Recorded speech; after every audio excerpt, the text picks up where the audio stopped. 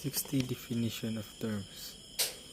Criminology, the scientific study of crime, criminal and criminal behavior, including the social, psychological, and environmental factors that influence criminal actions. Number 2. Crime, an act or the commissions of an act that forbidden or considered harmful by the state and its law. Number 3.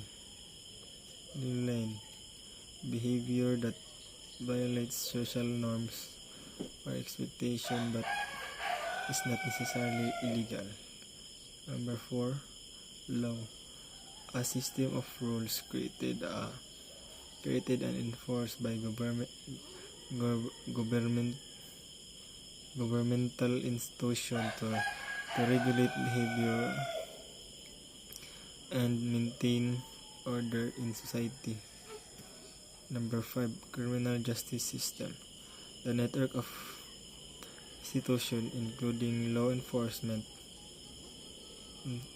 courts, and corrections responsible for enforcing law and administering justice.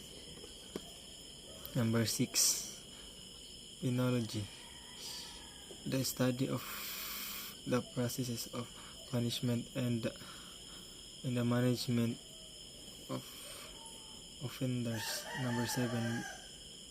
Victimology, the study of victims, including their roles, experience, and the impact of crime on them. Number 8. Social control, mechanisms,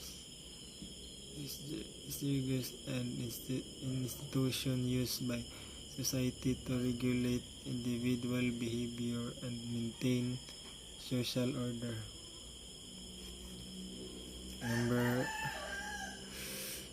Number 9.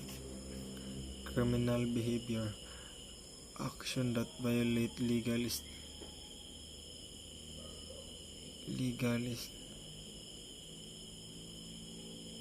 statute and are subject to criminal penalties. Number 10. Criminal law, a body of law that defines criminal offense and prescribes punishment for those who commit them. Number 11. Classical theory, a criminological theory that poses that individual commit crime after weighing the cost,